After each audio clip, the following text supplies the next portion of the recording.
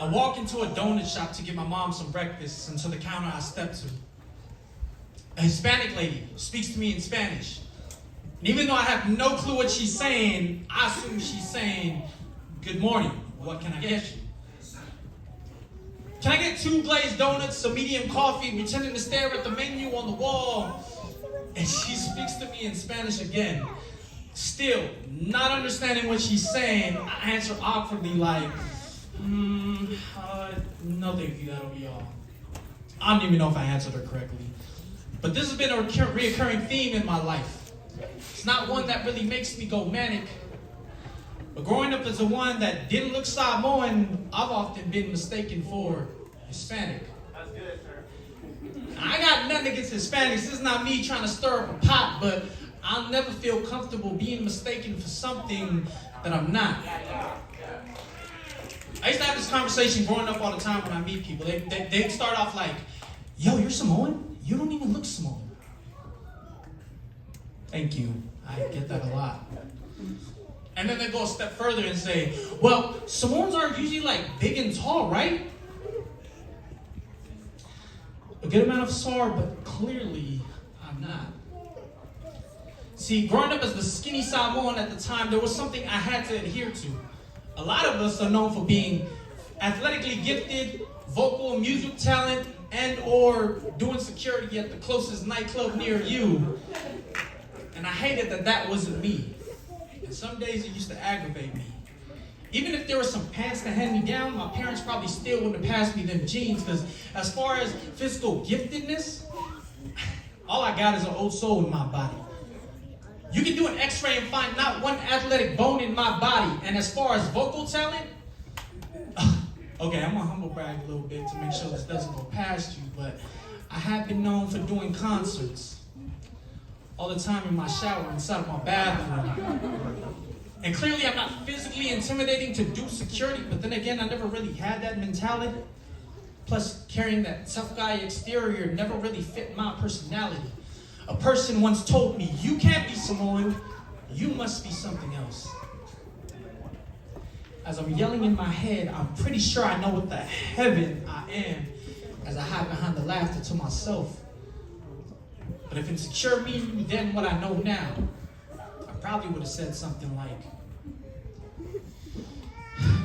"I'm sorry. I'm sorry I'm not the Samoan you're accustomed to, but I'm unapologetic for being different, and quite frankly, I love who I am and I love what I do." Perfect example. I still play 90s and 2000s R&B like it's new, and my siblings hate the annoyance it causes them. Ask them how much Pepto-Bismol was needed, because I still play Usher's Confessions album ad nauseum. See, as a man, I'll say this for real. I'm a lover, not a fighter. And as a man, I'll say that with sincerity. Emotionally intelligent who doesn't listen to respond, but I try to listen for clarity. Personality type B, so I'm a go with the flow man, but still willing to grow man who joined the master's program for marriage and family therapy. Clearly, I'm different. Yeah. So I'm sorry if you think us Samoans don't come in various types, but what made me stick out like a sore thumb? God put in me to stand out in a crowd of stereotypes. See, I no longer downplay the uniqueness God put in me. Who I am, I'm fully in. You say I'm too small for a Samoan, but it's even smaller that box you attempted to put me in. Because who I am is not up for debate like Fox Sports, securing play in my port. So don't lock me in your small-minded room, because I run through walls like I'm late for a train to Hogwarts, and the world will be front for views and likes. Being real is often difficult. Nothing but curated lies behind highlight reels, filtering out our flaws is often typical. But that math will never add up, and this part becomes critical, because you got that equation to make you flip and give a fraction of yourself, and now authenticity is not reciprocal. Authenticity. Authenticity. Y'all remember when David fought Goliath, and Saul tried to give him his armor before battle? When David put on that armor, David seemed to be baffled. He said, "Saul, your armor's too much weight, and honestly, I can't even move." Which tells me, you only weigh yourself down pretending to stand in somebody's shoes now. How many of us can't be authentic because we are weighed down? weighed down, giving dominion to others?